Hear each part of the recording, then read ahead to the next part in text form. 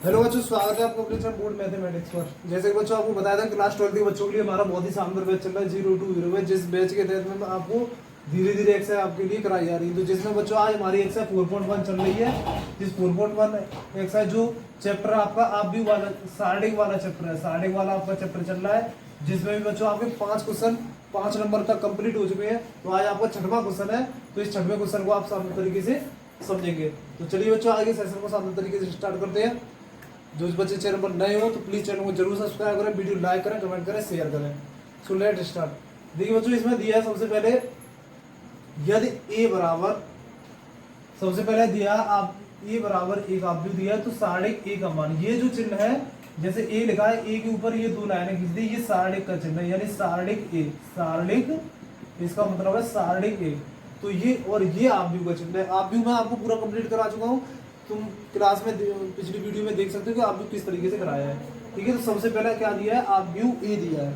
आव्यूह क्या होता है, इस तरीके से ब्रैकेट के अंदर कुछ अवयव लिखे हुए होते हैं, उसे आव्यूह कहते हैं। ठीक है, ये आव्यूह का चिन्ह है, इस तरीके से ये आव्यूह है। आव्यूह के अंदर कुछ अवयव ये लिखे हुए हैं।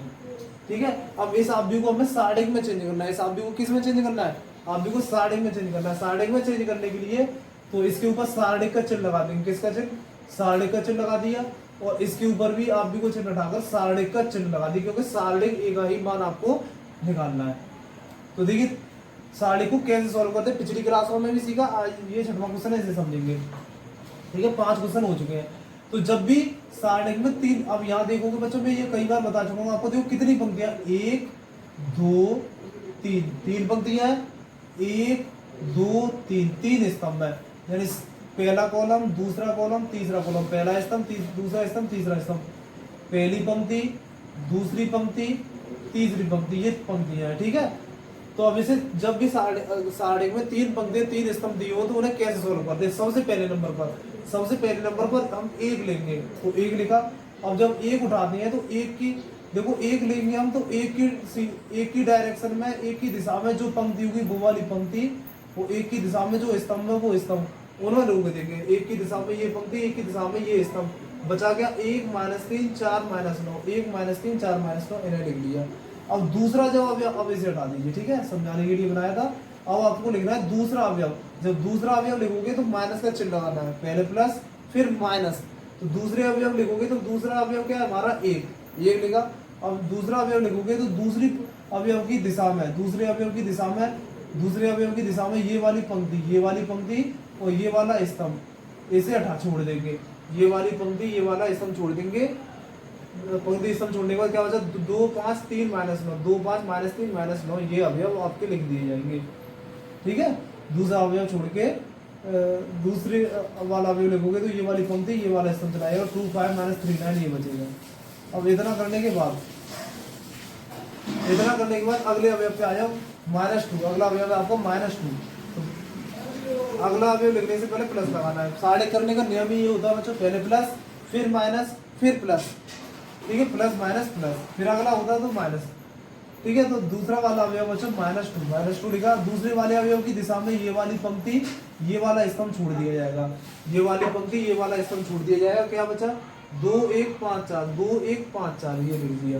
ठीक है, यानी जो भी अवयव लिखते हैं बच्चों, जो अवयव लिखते हैं उसकी डायरेक्शन वाली पंक्ति, उसकी डायरेक्शन वाली स्तंभ छोड़ दी जाती है। अब क्या करना है देखो।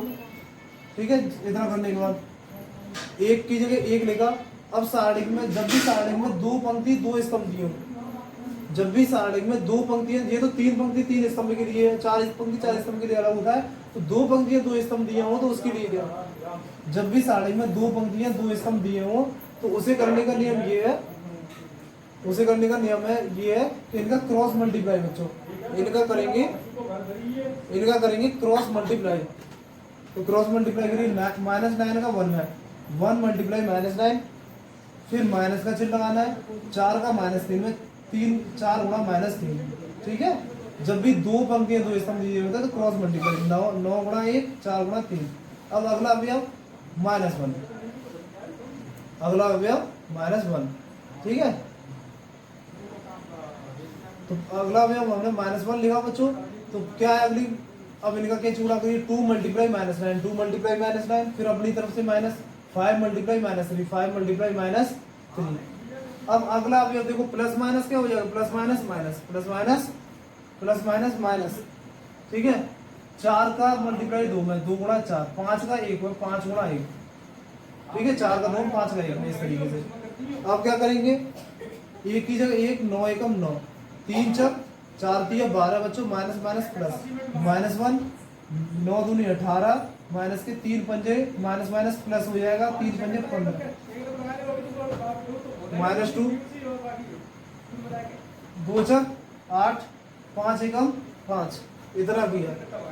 अब देखिए 1 के गुणा से कोई फर्क नहीं पड़ेगा, 12 में से 9 हटा बच्चों 3 बचा, माइनस 1, 18 में से 15 गया, माइनस के 18 में से 15 गया, माइनस के 3, माइनस 2, 8 में से 5 गए 3, 3 गए 3, माइनस माइनस प्लस, 2 दिया 6, 2 दिया 6, ठीक है। 3 और 3 कितने हो गए बच्चों, 3 और 3 6, और माइनस के 6 में से 6 गया 0। ये आपका बच्चों आंसर है। तो इस तरीके से बच्चों आपकी ये क्लास भी इस तरीके से, मैं उम्मीद करता हूँ कि ये छठवां क्वेश्चन आपके अच्छे से समझ में आया होगा। इसी तरीके से कल की क्लास समझाई थी, तो उम्मीद करते हैं बच्चों सेशन आपको अच्छा लगा होगा। तो अगर सेशन आपको अच्छा लगा हो तो प्लीज़ वीडियो चैनल को जरूर ज़्यादा से ज़्यादा सपोर्ट करें। ज़्यादा से ज़्यादा बच्चों को आप बताइए, जो नए बिगिनर बच्चे हैं जिन्हें बिल्कुल मैथ नहीं पढ़ने आता, तो बच्चों यह आप पढ़ के देखोगे तो आपको खुद महसूस होगा कि आप बिल्कुल मैथ में बिल्कुल जीरो है, तब भी मैथ में बहुत अच्छा अचीवमेंट हासिल कर सकते हो। ठीक है बच्चों, तो आज के सेशन को हम यहीं पे रुकते हैं। फिर से आप भी बढ़िया तरीके से क्लासेस वो तो क्लासेस अगर चैनल पर नए हो तो प्लीज चैनल को जरूर सब्सक्राइब करें, वीडियो लाइक करें, कमेंट करें, शेयर करें। और भी कोई क्वेरी समस्या है उसे बताइए, जिससे हम चीज़ों को आसानी से क्लियर कर सकें बच्चों।